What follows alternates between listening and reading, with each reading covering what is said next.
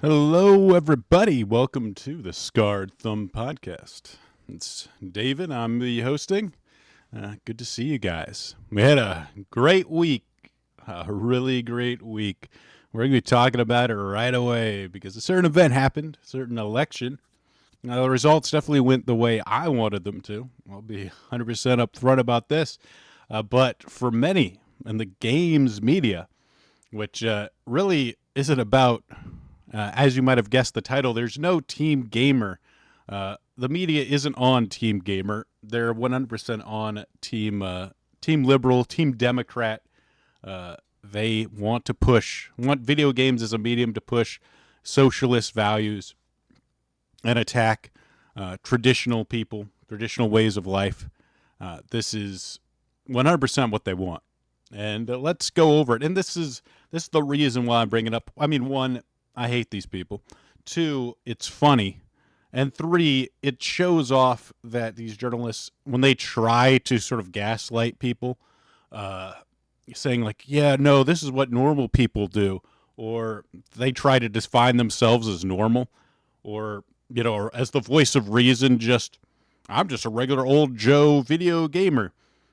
You can see in this sort of wailing and gnashing of teeth after the election that they are 100% not normal people. They're activists through and through, and it shows through their writing, obviously, and through what they say.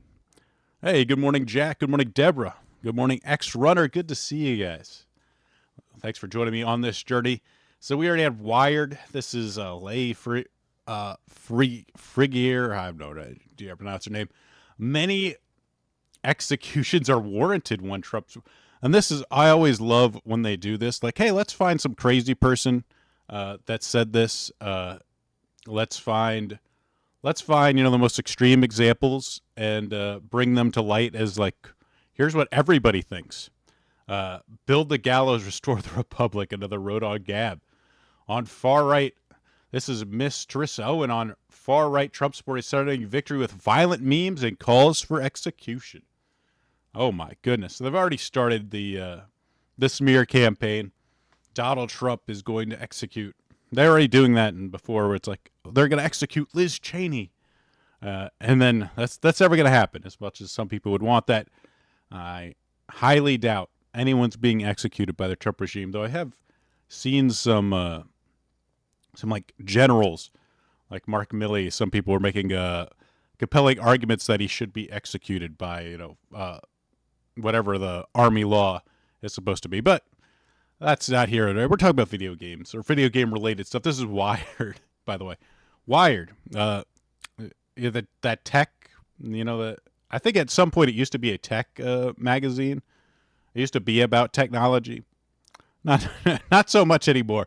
Seems like a lot of gaming sites, tech sites, they sort of just transition into like left-wing rags at some point. Trump has vowed, this is a Wired retweeting this, has vowed to go after political enemies, undocumented immigrants, and others he wants. He could easily turn the surveillance state against his targets now that he's won. Wow. Oh, so it was okay. So the UMCJ, yeah, exactly. Oh, so now the surveillance state's bad, I guess, now that he could turn it against his targets. Yeah, that's crazy how it works, that big government suddenly isn't so great when it's not on your side. Paul Tassi here. I voted for Kamala, obviously. I mean, let's be honest. Get out there and vote for Kamala. This isn't a surprise. What I wonder is, like, if he said vote for Trump, whether he'd still have a job. That's really what I'm wondering. You got, 10K likes for that. Good job, Paul. You get to keep your job. Maybe.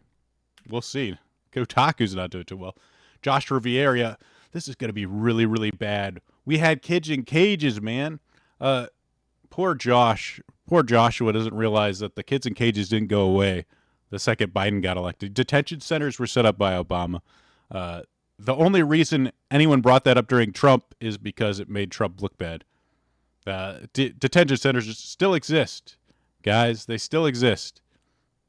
You kind of like when you just have people entering illegally, you do have to kind of like hold them for a while to make sure they're not, being exploited or have diseases or A lot of stuff, there's actual technical stuff. Yeah, kids in the cages.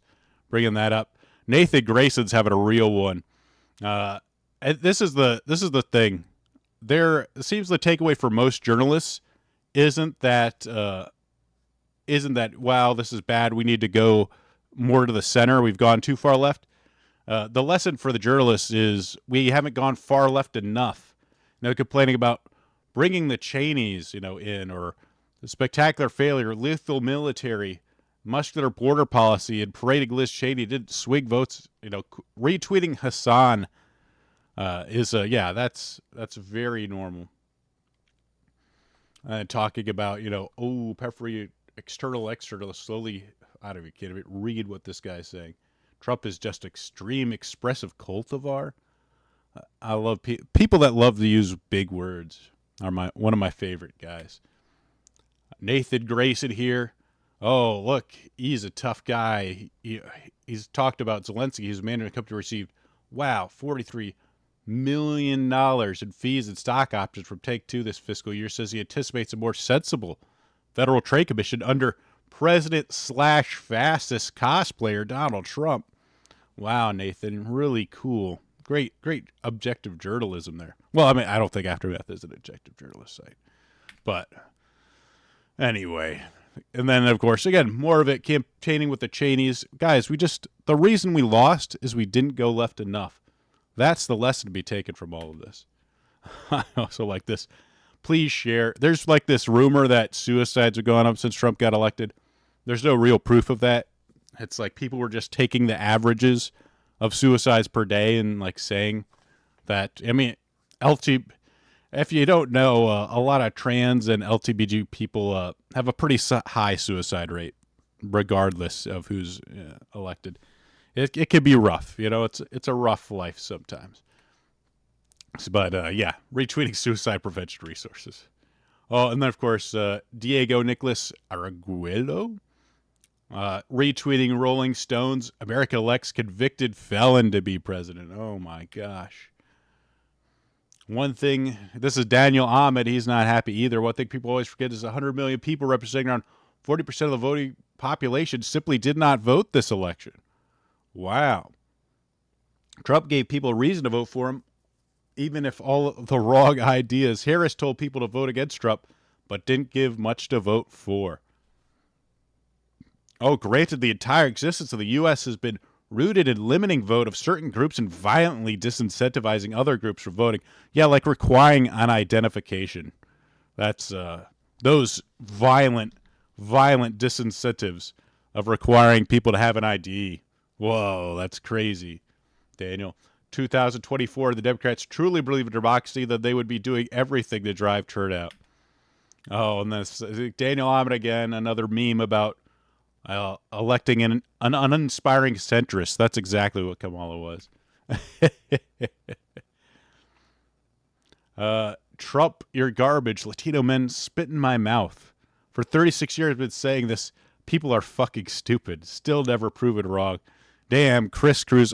What I always liked, we'll see some other stuff in this. Party of the working class gets very mad at, the mass and the working class the second they don't vote for what they want. They're really trying like this. Maybe we were too hard on the J.J. Abrams. Somehow Palpatine returned. Guys, it's like heckin' Star Wars right now. Palpatine's come back. He does. I think Chris Cruz does like to have people spit in his mouth. Heck of a week, but there's a stream. We're going live at 4 p.m. This is, of course, Aftermath run by Nathan Grayson. Talk about how normal people. Again, this will be a recurring theme. Normal people, guys. We're just normal people. How normal people can organize in this terrible world. And I think Trump won the popular vote. I think the amount of normal people, the plurality of people that you would consider normal, are happy about this result. If we talk about normal people who can organize in this terrible world, influencers' impact on the election and the New York Times strike. Oh, there's Mighty Queef, I should say. A misinformation fearmonger of how you control uneducated people. And most Americans aren't educated with politics. People don't care about politics care as much as their ability to fix. Trump has always been good at convincing uneducated people he can fix. Yep. So yeah, these are the progressives. They love to chant. We are champion of the normal guy, the little guy, until you vote for the people we don't want. I got people who make $30K a year in my comments gloating that Trump is going to win. Brother, I'm wealthy. I'm the one that's getting the tax cut benefits for Trump's policies. The benefits you will be paying for. Stupid. Mr. Mighty Queef is going to have to explain to me how people pay for your tax benefits. Are people making $30K to be charged more taxes because you get charged less taxes? Is that how it's going to work? Because I'm pretty sure it's just going to be everyone pays less taxes overall. But I know I'm not educated like Mighty Queef is here. Oh, this is Kate Bush, another like piece of shit. He's not a journalist, but he's more of an online personality that journalists have no problem. Retweeting Donald Trump found dead at 78. Reports of a heart attack while speaking at Trump Tower. Just, some liberal fantasy. I also like this. I'm just going to say it. If you're transgender, please start doing DIY hormones and stockpiling if you can. Or at least find access to DIY estrogen and connect with those who provide it for communities. Now, that's a great idea to be telling impressionable young people. Hey, yeah, just mix up your own estrogen. That won't get anyone killed. Thanks, Kate. Oop. And now I need to zoom out. Dang, I gotta go. How do I go back to the next slide here?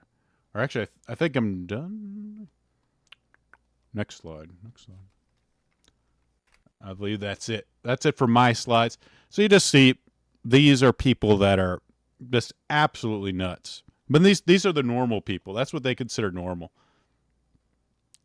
I've never seen any of Keith's stuff. Anytime I've seen it, just been an annoying, like super liberal grifter.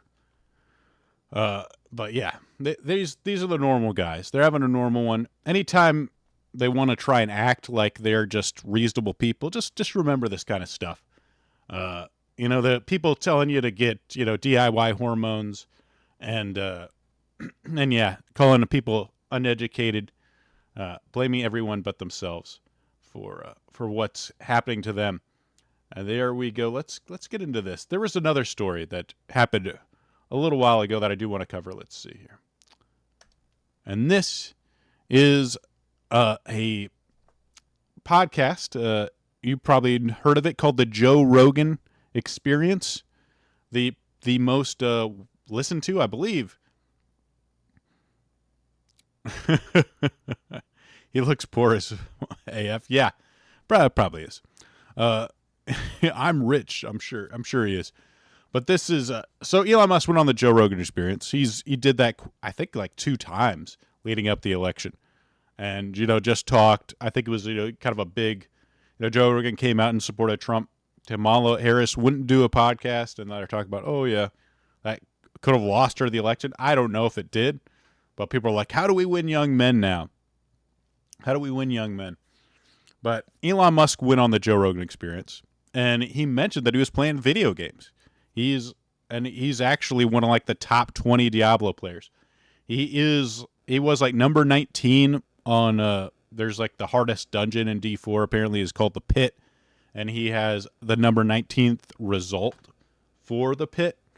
And this would be like a cool thing. Like 20 years ago, games media would be like, whoa, this is so awesome. The richest man in the world. It plays a hardcore gamer. He's talking about video games on the most popular podcasts in the world. And he's going to be like, I don't know about the right-hand man, but he's very entrenched with the soon-to-be most powerful man in the world, in Donald Trump. You'd think that, whoa, this is gamers rising up. This is gamers at the top of the world. Wouldn't games journalists be like, really think this was really awesome? This is really cool. I mean, back in the day, you'd all like, oh, you're wasting life playing video games. Video games are a waste of time. All these unpopular, stereotypes with gamers and gaming. Isn't this a repudiation of all of that? The richest, most successful man on earth. The guy's trying to put people on Mars. How does he unwind? He plays video games. And not just, ordinary video games. He's doing hardcore grinding in Diablo, stuff that takes hundreds of hours. But instead of cheering this on, thinking, whoa, this is pretty awesome. I mean, no matter what you think of the guy's politics, it's pretty cool that the richest man in the world likes video games. No, they didn't take it that way. Instead, they want to throw out petty insults and look like really small human beings by mocking Elon Musk here. So this is an article. Elon Musk somehow became a top-ranked Diablo 4 player in between cheerleading for Trump. The world's richest man told Joe Rogan he mastered the pit. This is by Ethan Gatch on Kotaku. And this is sort of some of the things that he went over. I kind of highlighted some stuff on Red. Even if it's Musk's account, not everyone believes that he did all the work. So immediately it's like, oh, he's a CEO of multiple companies. How could he have the time to do all this? He probably paid someone. How does a CEO of multiple companies always posting on social media and currently campaigning on behalf of convicted felon Donald Trump for president find the time? Did he hire someone to farm loot on the account? Or buy gear off the black market? Or maybe Smooth Brain. I guess it's Smooth Brain to play Diablo 4. Smooth Brain vibing. Diablo 4 is really the aggrieved billionaire's happy. Just the absolute... What's the best word for looking for? Like, it's just malice. I don't know, malice. It's just like this... I need something a little more petty. A word more petty than malice. It's just, this sarcastic insult, like, oh, convicted felon. Oh, this is smooth brain vibing of an aggrieved billionaire. It's so pathetic. It goes on. Here, I love this paragraph. The discussion came days after Musk failed to show up in court over a lawsuit alleging that he was running an illegal lottery in Pennsylvania to help register people to vote for Trump. Maybe he was too busy grinding Diablo 4. The judge ultimately still ruled in his favor. So, in the beginning of the sentence, so he has to try to imply that he was running an illegal lottery and that he was just too busy grinding Diablo. Huh, what an idiot to show up in court. And then literally at the last sentence, yeah, jealous is probably a good word. The judge ultimately ruled us. So this last sentence, he just completely says like, nah, it wasn't illegal. That why even mention it then? Because he has to, he's such a loser that he has to try and like imply that he was doing something illegal. Even though he literally says in the final sentence that the judge threw it out. It's not illegal. That it was just some lawfare. Well, he's too busy grinding Diablo to... The judge threw it out because it had no merit. Why even include this paragraph? It's just... One, this is just terrible journalism. This is supposed to be an article about how Elon Musk is a top 20 Diablo player. But he just has to throw in any shade he can to Elon Musk. It's just so sad and really unprofessional. And then we have PC Gamer by Joshua Woolens here. Elon Musk says he's one of the world's top 20 Diablo 4 players, still reckons he was a Quake all-time great even after its actual best player said he wasn't very good. And then immediately says Musk is sitting pretty with the number 4 clear time. Why not just say he is a top 20 Diablo player? I mean, literally in your byline, you're saying he's top 19 in the pit. So what's the point? And then he has to he has to just throw in this little insult, this little petty insult. But when he said he played Quake, the guy that said play Quake said he wasn't really good. He actually mentioned that like Musk is like an OG Quake player that they used to play together on the same server. Of course, he said he beat him, but he trashed him because he's one of the best Quake players of all time. So, but here's the first Josh's great writing here. When he's not being sued, this is it's the same thing you saw in the last article from Kotaku. It's just they can't just report the news. They can't be happy about it.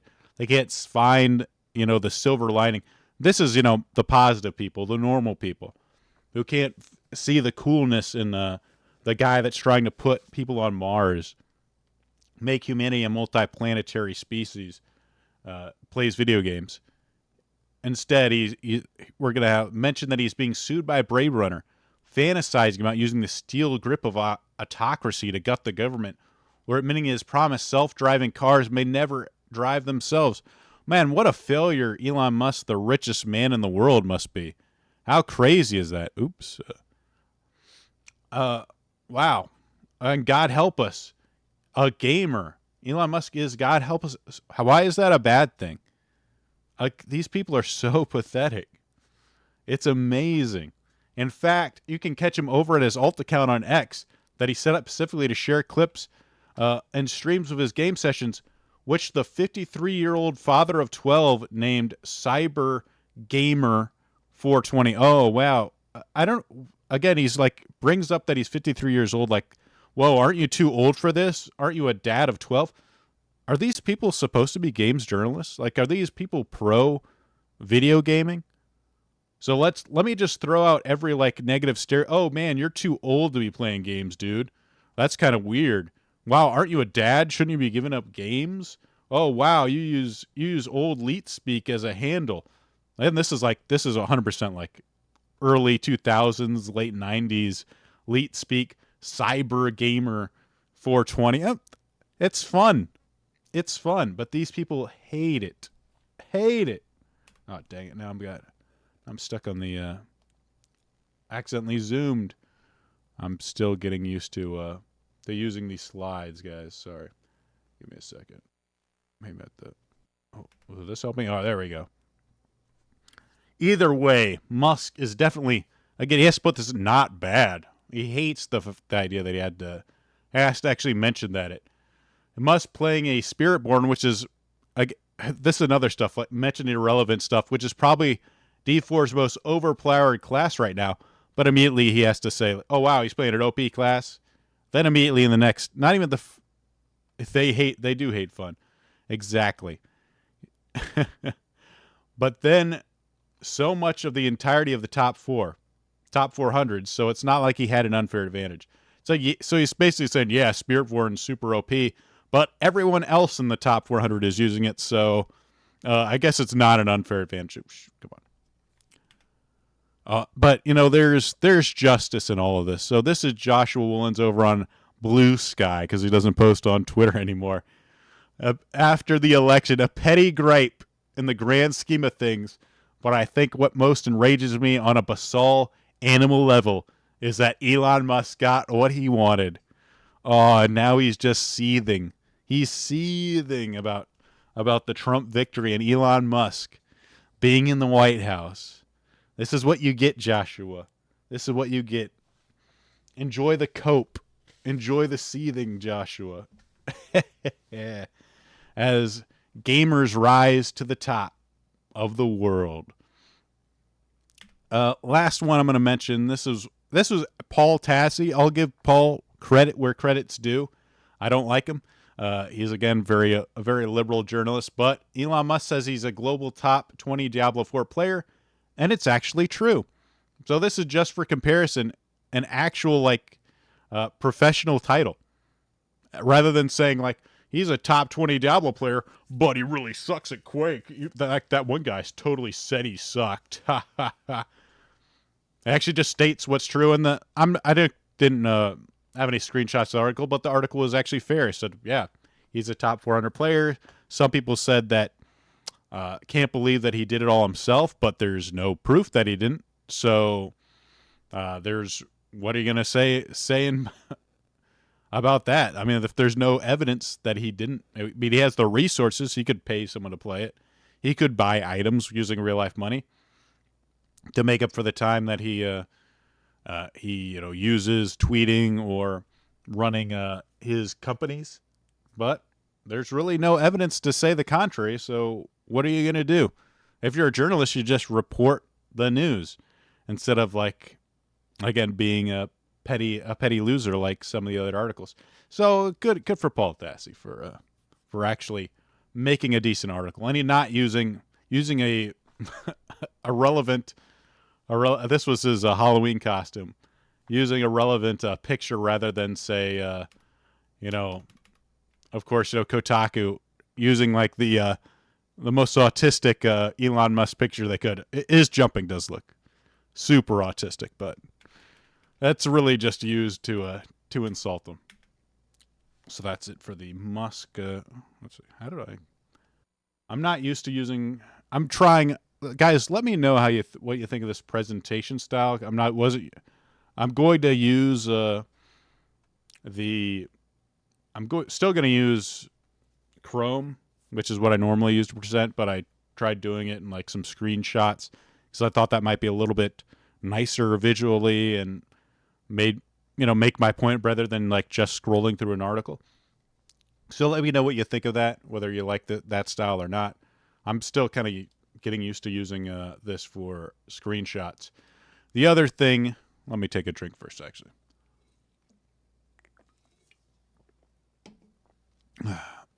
The other thing, we'll just go over some articles. Games journalists are having a real one this week. And this was a funny article from PC Gamer by Harvey Randall, where he's trying to make the point that Metaphor ReFantasio success is proof that politics are good in video games. Actually, no matter what reactionaries tell you. So he's trying to make this idea that, politics, like political intrigue, is good. And that apparently, reactionary gamers like Grums and the like hate that kind of stuff. They hate it when politics. And he's trying to weave in this dumb argument that Metaphor ReFantasio did receive. Like, I went over this where they have like some of their lines are pretty cringy, and some of the themes of it are kind of like seem kind of woke, but they do maintain like a level of separation from real life where people can interpret it in different ways.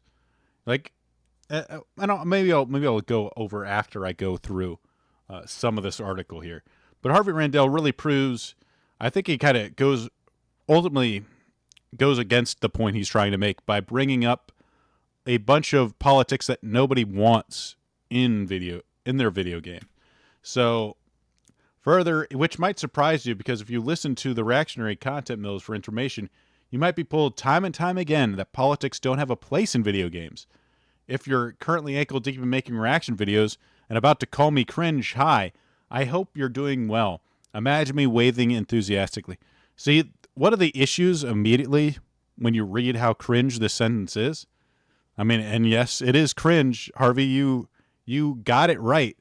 If someone like Harvey was writing, and unfortunately I think a lot of people in the West write like this, like, Dragon Age Veilguards or something, yeah, nobody wants that politics in your video game. Nobody wants a style of writing in their video games. If Harvey Randall was writing a political, writing about politics in video games, or making a video game about political intrigue, no one would want to play it. And this is the problem with like things like Dustborn or Veilguard or that kind of stuff.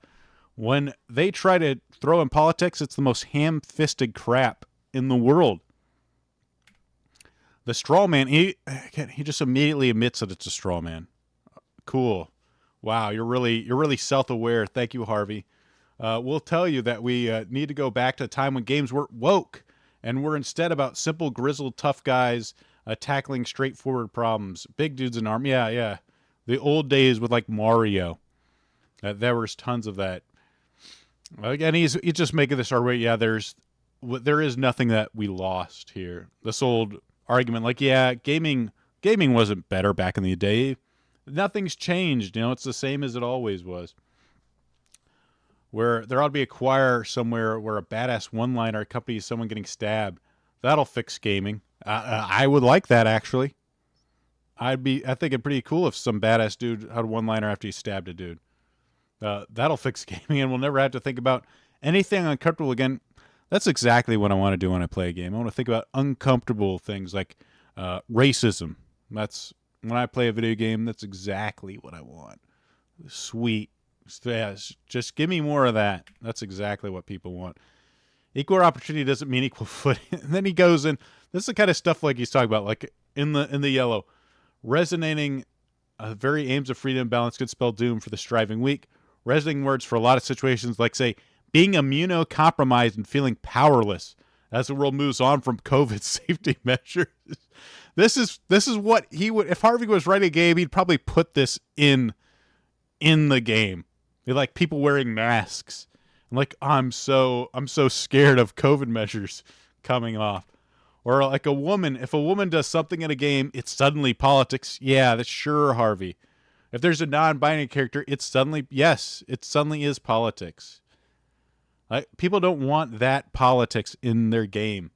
They don't want to think about non-binary. They don't like trans. Normal people don't want like trans people. Like, they don't mind them. They'll tolerate them. But they don't need it in a video game, a fantasy video game that they're trying to play. They want attractive people. They want a world that's a little bit nicer in some ways, like a little more aesthetic than their world, and, more extreme with like adventure, opportunities for adventure, and like these wild, grand quests. They don't need, pronouns or top surgery scars. They'd rather not think about that kind of crap. Meanwhile, anyone trying to tell you that a little sugar glider ninja is forcing politics down your throat because he's talking about a book in an interesting way, they're going to sound more unhinged than usual. Yeah, because the point you're making is dumb is the reason they'd sound unhinged. Like, no one cares if you use metaphor. If it's done in a, what's the word I'm looking for? It's done in a skillful way, like a subtle and artful way. You can use metaphor for your story. People aren't going to complain about that. That's not, real life politics just smashed in your face. Like, here you go, pal. Here you go. Hey, you want top surgery scars? You want to be trans? Go for it. Here it is. In a lot of ways, you can't avoid it in some of these games. As someone with weird gender stuff, this is the problem. This is exactly the problem with Western games, is guys like him are writing these games. And then, like, he'll insert weird gender stuff into his game rather than having, some weird sugar glider, as he's talked about, forcing, talking about a book. He'll have himself be a weird gendered guy. There'll be like a weird gendered character discussing about gender as gently. And then, of course, he complains about Veilguard being very cookie cutter. This was just a little bit, it wasn't good enough, Wasn't good enough. And then he's still complaining about Veilguard. The major problem that it reads too much like a 101 guide to not be a jerk to your trans friend.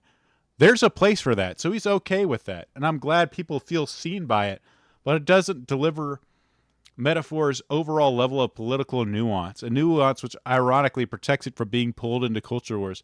Yeah, if you use nuance and metaphor, here's the thing.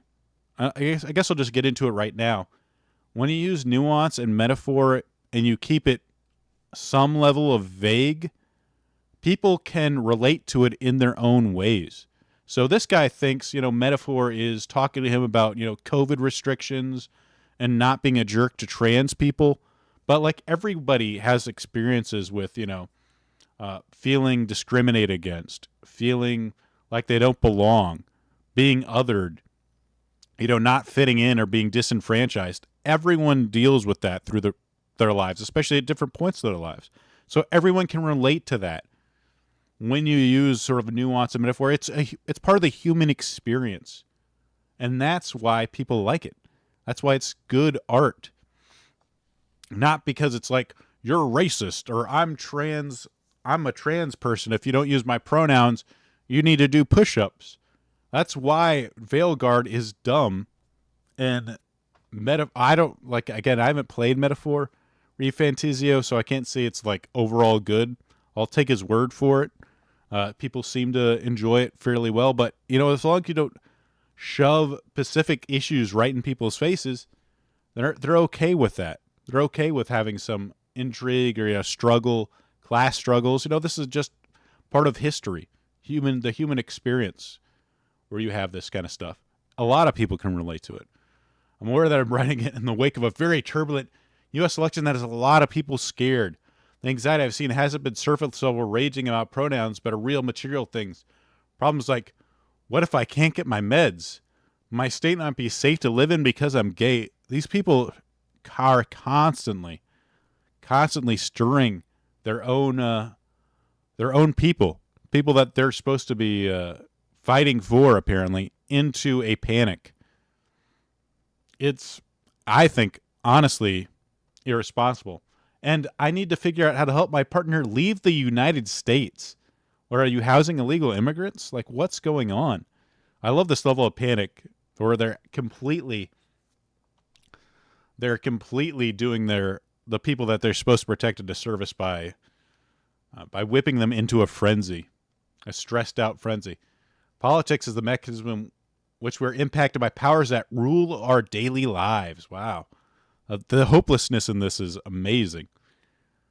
This is the guy, yeah. So these are the people writing crappy art right now. This type of guy, like Harvey Randall. And you know what? People like that, it's obvious they do. They enjoy a game that speaks to real issues they experience. No, they don't. Or like maybe they could find it if you make a game, that's vague enough, artful enough that people from multiple backgrounds, multiple life experiences can relate to it. Succeeded because the politics are an important part of video games. A medium that has used political themes for over 4 decades. Yeah, politics, like at large, like a political sort of message or political, struggle, intrigue, class warfare, different groups and races not getting along. That's a part of human history. It's a part of the human experience. Of course, it's going to be used as stories in video games, stories in fantasy. All of this stuff is an important part of art.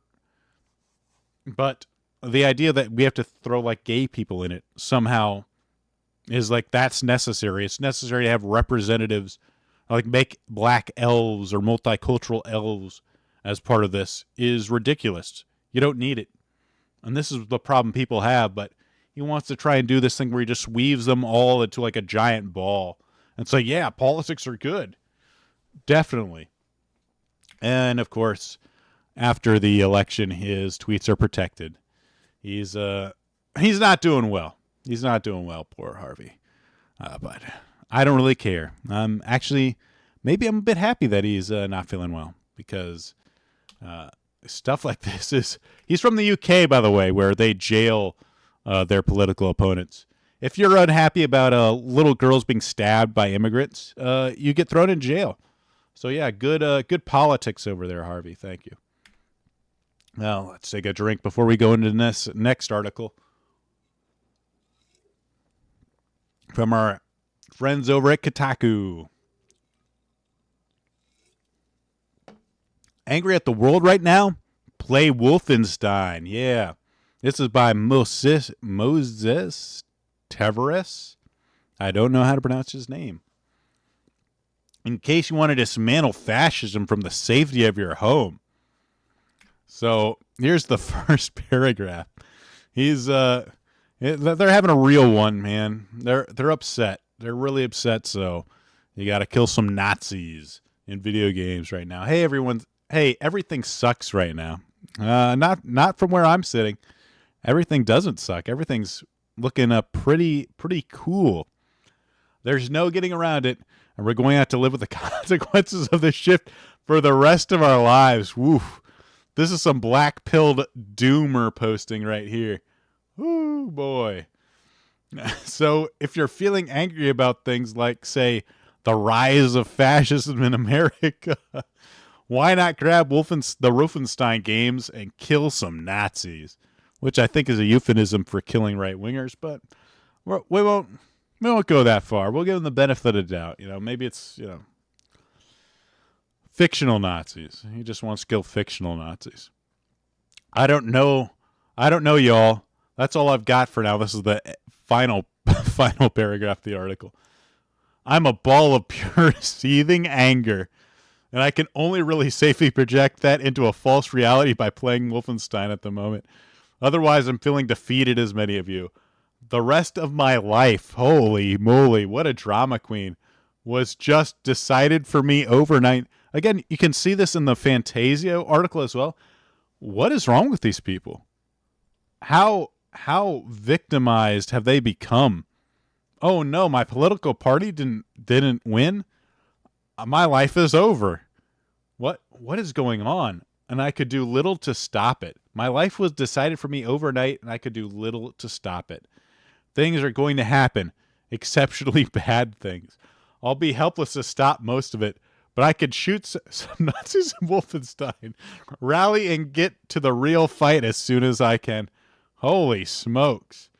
These people are, yes, they're delusional, Deborah, 100%. Boy, the news, when he said things are going to get bad, well, it got bad for him real quick, because this is the article. This is the author of the article. LMAO, I slept in and woke up to the news that I've been laid off from Kotaku. Bye-bye, Moses. Bye-bye. So he wrote this, I think. When did he write this article? Or it was published Wednesday, which I think was the 6th, right after the election on the 5th. And by the 7th, he's been laid off. Goodbye, buddy. Goodbye. I can't say I'll miss you. So things are not going well for journalists right now. I'll take another drink so we get into this next article. This is from a little while ago. This was last week. This is Nathan Grayson over at Aftermath. He's talking about they got their own podcast here. I didn't get a chance to talk about it last week. But this is Dragon Age review controversy shows how much its YouTube and Twitter have poisoned the video game discourse. Remember I was saying, like, they want to talk about normal. We're the normal ones. The more you enable these people structurally or systematically, the more footing they gain until they become default. And it's amazing the way liberals talk about power. I think they really have a better understanding of it, like, than conservatives. Because conservatives, for a long time, they wanted to bring up, oh, it's the marketplace of ideas, this as the ideal. You bring up your ideas, we bring up our ideas, we discuss them equally, and we see who wins out. What becomes more popular? Meanwhile, liberals just say, man, we need to use like the system or structures of power to just completely shut down the other side. That's the solution. It's not, let's see what idea where wins out. It's like, let's just shut down free speech. Like, that seems like the best solution. So hopefully, and it looks like Republicans and conservatives are kind of catching on and realizing that, hey, we need to use the structures of power to ensure that we can speak. But let's get into it. This is from this article, which was based on a podcast.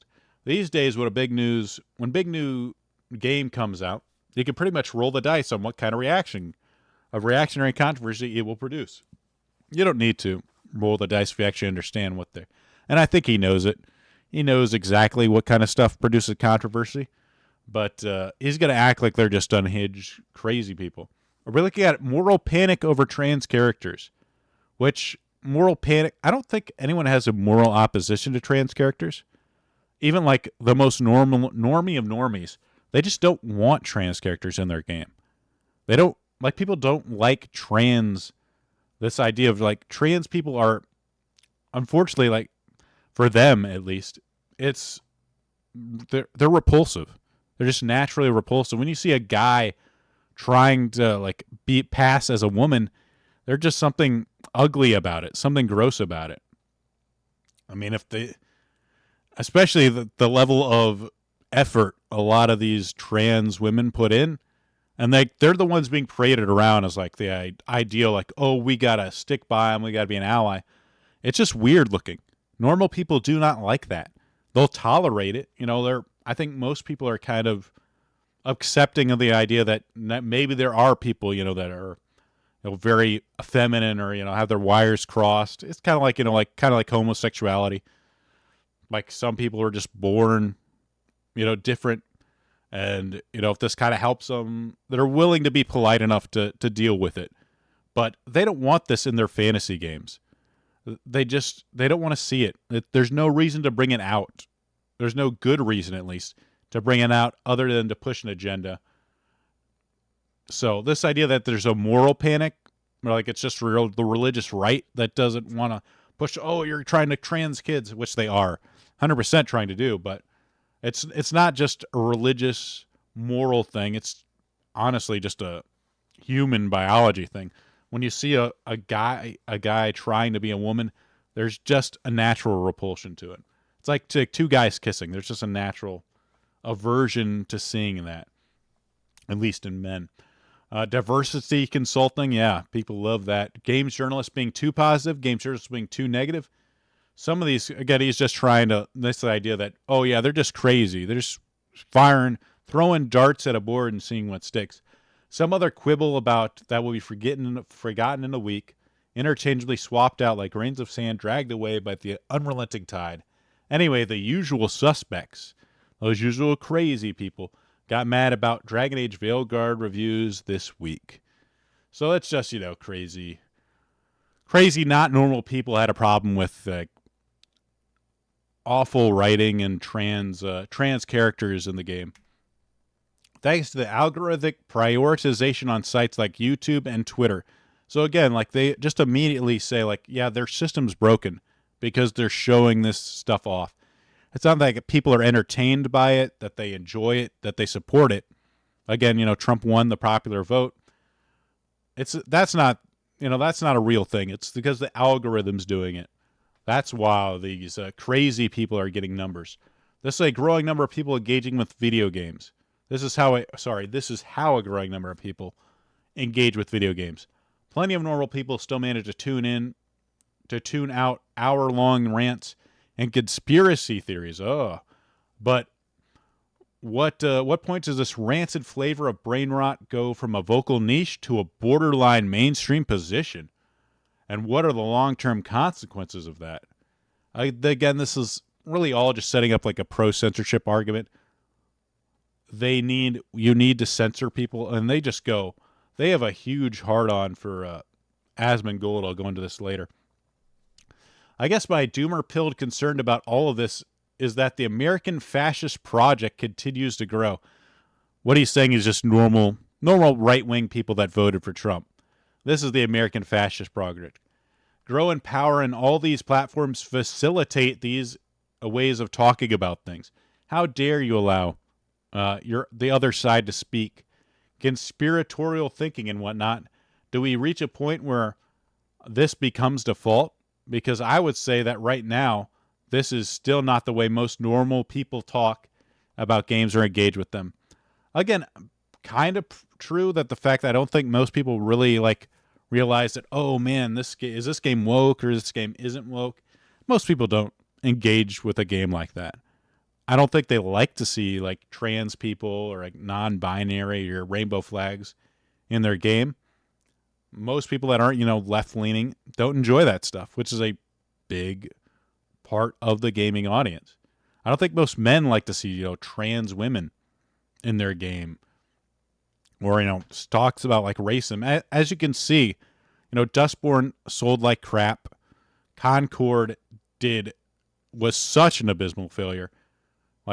$400 million loss because none of the characters had any sex appeal.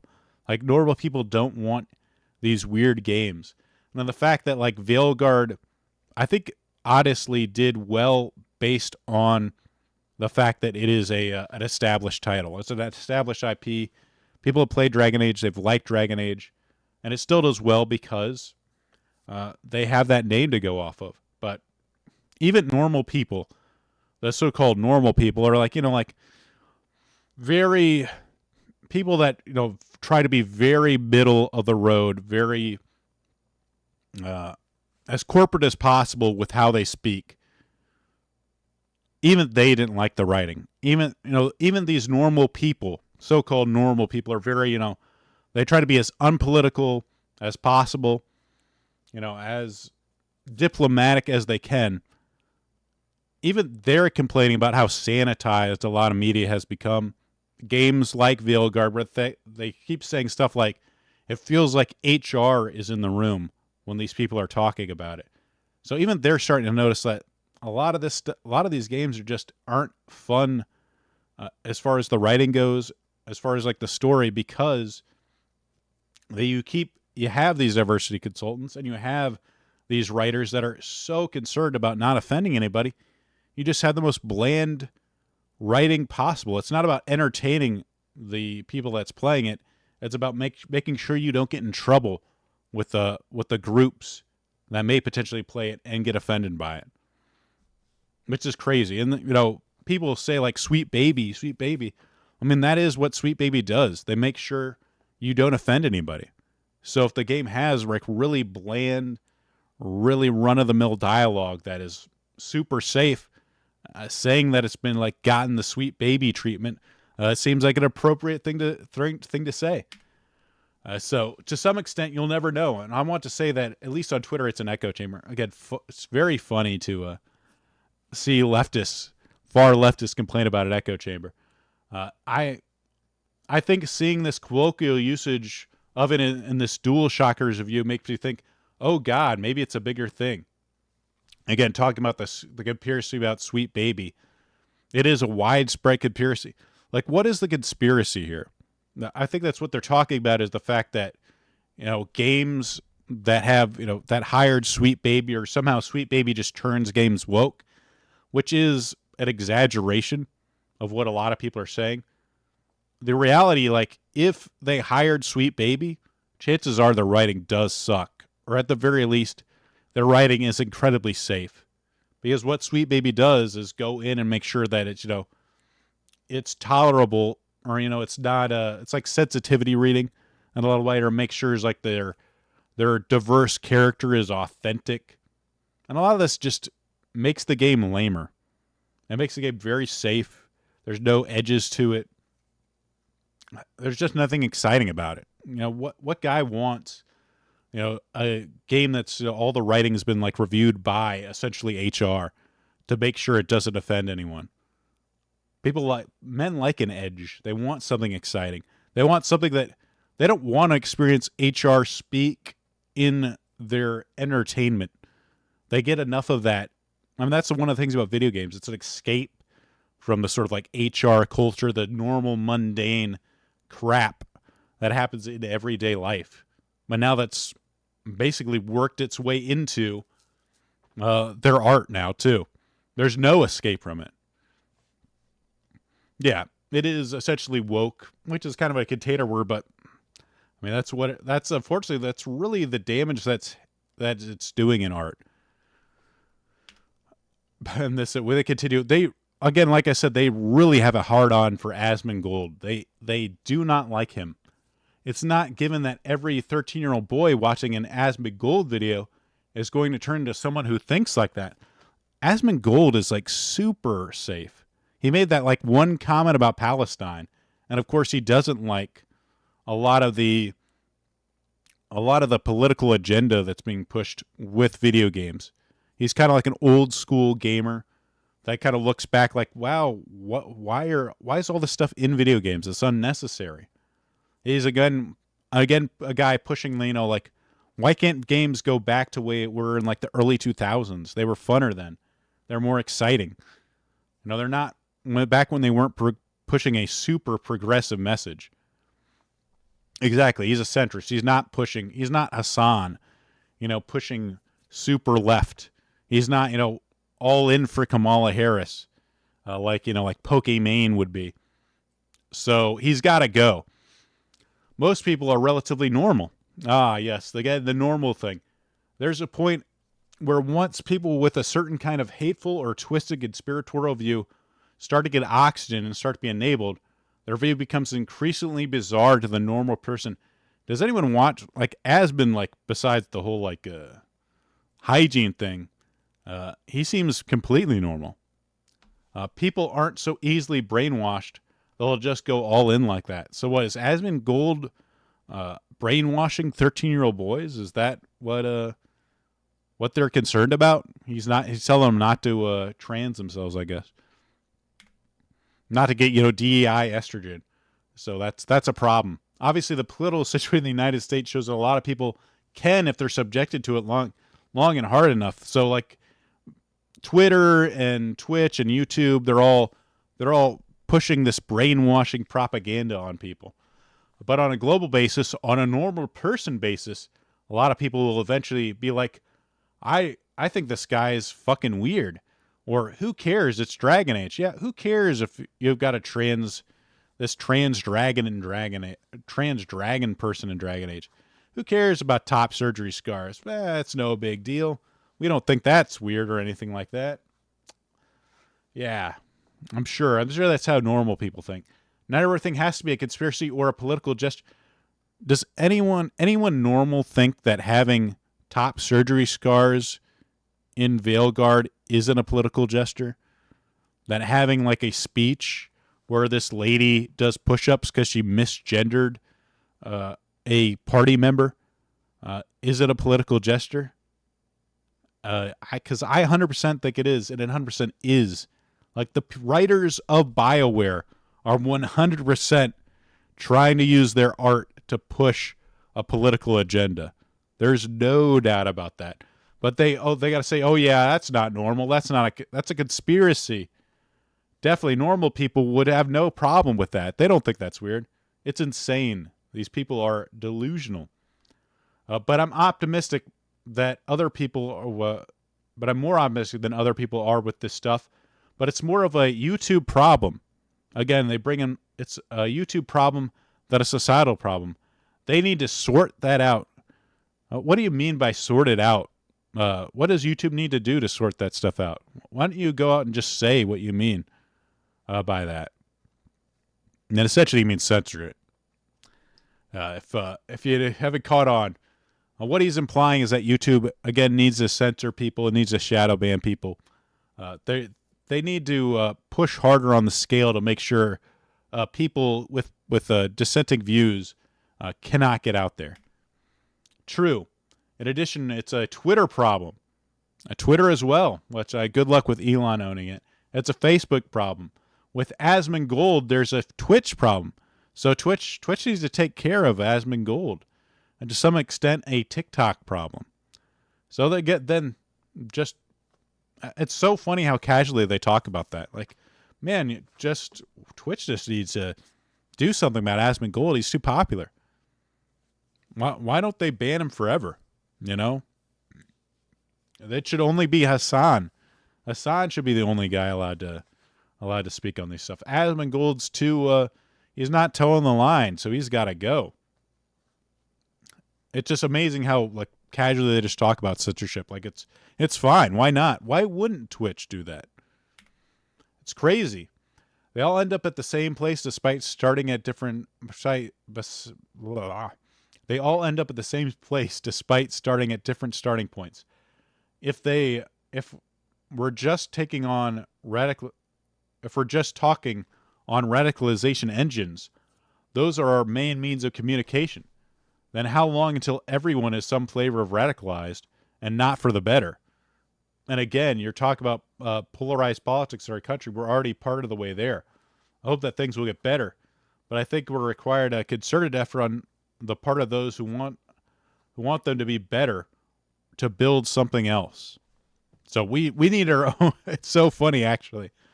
We went from the right wing saying we need our own Twitter to the left saying we need our own Twitter. It's amazing how quickly that shifted the second Elon bought Twitter. Guys, we need our own YouTube and stuff. We need our own super left-wing YouTube. It's kind of delicious to see the shoe on the other foot now. But that's it for the article. Again, this was from Aftermath. Just casually saying, yeah, Asmongold needs to go. Like, why is he allowed to say stuff? Did I cover everything? Yes, I did. That's it for the screenshots I prepared. Again, let me know what you think about this presentation style. I don't know if it's better or worse than just going over Chrome articles. But let's get into it. There's a few other things. Alyssa Mercante was fired. I'm kind of running overtime over the hour. Actually, she wasn't fired. She quit. But as you can see, multiple people were fired, so I think she just saw the writing on the wall and decided to get out of there. Also, Kiss My Ass. I'm excited. After 2 years, I've decided to leave Kotaku in my role as a senior editor. I'm eternally grateful for Kotaku's editorial team and all that they taught me during my time there. They are some of the best in the business. I'll ever be proud that we shared a masthead with them. They'll continue to fight to maintain editorial pillars that make Kotaku great and hold their journalistic integrity. I mean, you just remember that Kotaku article I read about Elon Musk? Yeah, that's their idea of journalist integrity. Covering a story by and just peppering, petty insults into it. That's journalistic integrity right there. In the face of increasing pressure to compromise that. It's been a long few months, during which I've learned a lot about myself and my value as a woman and a writer. This is the right decision for me, and of course, I got some stuff down the pike. I'm sure Alyssa Mercanti will show up somewhere else, being a complete bitch. I'm sure of it, because that's really what she does, just being a likable person. The other thing, this was from Gaming Bolt. This was always good. We've matured past this. That's not to say there's no issues to speak of in the storytelling department. In fact, some of Shadows of the Damned's most prominent issues lie in this area. The game's crude, edgy, and juvenile humor and writing were very much part of its charm back when it launched, but though they may have seemed par for the course nearly a decade and a half back, they haven't necessarily aged well. Gaming has matured as a medium, and audiences have matured as a whole as well. So while there are certainly times when some of Shadow of the Damned's jokes and humor do land, more often than not, that is not the case. Which is a bit of a shame, because the actual game itself is a lot of fun. Oh boy. Oh boy. This is the thing that enrages me. We've matured as an audience. Games matured. Yeah, how dare games have juvenile humor? How dare games be marketed to a teenage male demographic? Aren't we mature? Haven't we matured beyond that? No. This still is, I'm sure teenage men, young men are the primary people that play most of these video games. The fact that it is there's something wrong about making a game aimed for them is just crazy. And I absolutely hate gaming media for trying to push the idea that shouldn't be made. We're matured beyond that. No, games supposed to be fun. It being immature and funny, juvenile, there's absolutely nothing wrong with a game doing that. And it's pathetic that journalists keep trying to push this. We're not. Let's see. Oh, Pokemon. I want to add more video game coverage, positive stuff. I talked too long about journalists, but though that is fun, it is fun. Let's end on something a little more positive overall. Win for everyone. Pokemon though I don't know if this is positive or not. Pokemon TCG, Pocket TCG makes $12 million in 4 days. Insane. Man, the Pokemon franchise is just literally print money. It is insane how popular it is. It came out. It's already raised $12 million. It's going to raise millions more. Seems to be a big hit. Kotaku complaining that it's promoting gambling to children. I mean, was it any different than PAX? I think the only issue, and I think, in some ways they have a point, is that whenever you have a free-to-play game, kind of a gacha type of game, all the systems in the game are designed to push you into spending money. Now, I don't know if this game is different because I haven't played it, but I'm pretty sure if it's according to what he says and my own experience, it probably does. It's probably like every other gacha game where the systems themselves everything is kind of designed around pushing you to spend money into it. That's how they make money. That's how they continue to make an outrageous sum of money. So why wouldn't they do that? Which, that on that level, I can see it being more damaging than, say, just buying regular packs of cards. Obviously, cards have been around forever. from baseball cards, Pokemon cards, Magic the Gathering. They all have like these chase cards that you want to like. The second you open a pack, and you're like, oh, I got the mythical rare. It's like, oh, and they do have some really cool artwork where like it expands and you go into the card and you can see a bunch of like cool art. That's awesome. They did a really great job with the presentation. It looks very fun. Right now, I'm going to avoid it because, lead me not into temptation here. If I download it, there's a very good chance I'll be spending money on it. I spend money on a lot of gacha games in the past when I play them. So I'm just going to avoid it right now and play some other games. I'm gotcha'd out at the moment, but I could definitely see myself playing that in the future. Not to mention I've heard like the trading card game itself, the deck building isn't like super advanced. There's not a lot of like complex cards, and that kind of turns me off as well. I prefer like game like Magic the Gathering, which allows them complex and weird deck building. To me, that's more fun, but that's just me. Other thing. Oh, this was big news. This is a Fujiwara. Did I pronounce it right? Furukawa. That's probably how you say it. But it does have. It always have Charizards. Literally every Pokemon fucking set needs to have a Charizard in it nowadays. It's kind of makes me sad. That's become like, what? We need to sell packs? Stick a Charizard in it. It's a little sad in my opinion. I mean, I like Charizard as a Pokemon, but like, come on. How long are you gonna milk poor Charizard for money? This is Furukawa. At today's corporate management policy briefing, we announced that the Nintendo Switch software will be playable on the successor to Nintendo Switch. Switch Online will be available to the successor Nintendo Switch as well. Further information about the successor to Nintendo Switch will include compatibility with Nintendo Switch. Will be announced at a later date. It doesn't have your Charizard in it, Jack. It doesn't have your shiny holographic Japanese Charizard. But this is awesome news. The Switch 2 will be compatible, and a lot of people were speculating that it will be compatible with Switch games, and also they confirmed that it's going to be compatible with the Nintendo Switch Online.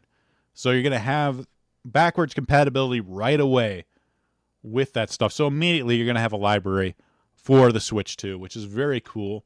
You can still play your old games on it, which awesome. I think this is something, like just in a way kind of standard. Just stick your Charizard into your phone. Problem solved. But this is awesome, and I'm glad it is announced. Oh man, shoot. There's too much else to get into. Shigeru Miyamoto, good results. I like to see the fact that Echoes of Wisdom is selling very well. This was just, this was as of September 30th. The game was released, I think, the 26th. So in 4 days, Echoes of Wisdom is already selling extremely well. Great to see. It's probably not as good as Tears of the Kingdom or Breath of the Wild, but still very good. And Link's Awakening sold quite well, too. That's awesome. Probably doesn't have anywhere near the development cost of Tears of the Kingdom.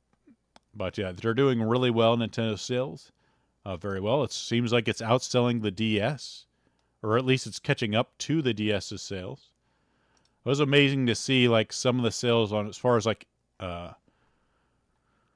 one of the fact that Scarlet and Violet sold so freaking well is insane. It moved 25 million units. And just looking at the game, it looks like shit. I mean, probably not gameplay-wise, but graphically, the game looks like trash. And it just sells so well. It's amazing how well Pokemon just literally just prints money. I'm really amazed they actually took a step back and said, like, you know what, we need to stop mainline releases for a while to like make sure we're putting out a little bit higher quality than what we have right now. The fact that they had like the what's the word? The discipline And the future site to actually do that is pretty amazing, considering just how well these things sell. But I do think there is a point where you can only put out so many mediocre games before you lose people's trust, and hopefully they'll start to gain it back. Animal Crossing did insane, but it is important to note that Animal Crossing came out during COVID when a lot of people stressed were stressed out and locked in homes, so it just went absolutely crazy. 46.5 million units, insane. Outsold every single Animal Crossing combined, which hopefully it'll still do well whenever they come out with the next iteration. But this is going to be a hard number to beat. I think things just went crazy during COVID in terms of video games.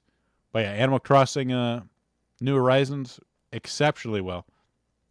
They cover some other stuff, which is kind of interesting.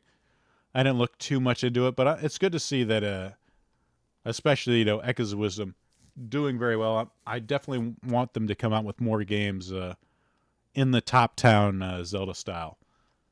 But I think we'll just end it there. We'll end it here for now. Thank you guys for watching. We'll catch you again next week. And that's it. Thank you, guys. I'll redirect to a Post Zero. I believe it's on Mr. Jack's channel. Let's see. Let me get that redirect going, and we'll send you over there.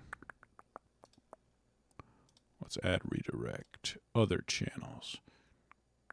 And find Mr. Napier. There we go. If you're looking to work out, get ready for the summer bod. Jack's got you covered. He'll be talking about working out. One of his areas of a specialty. Other than Pokemon cards and Legos, he also likes to exercise occasionally too. That's it for the video, guys. Thank you so much. We'll see you next week. Goodbye.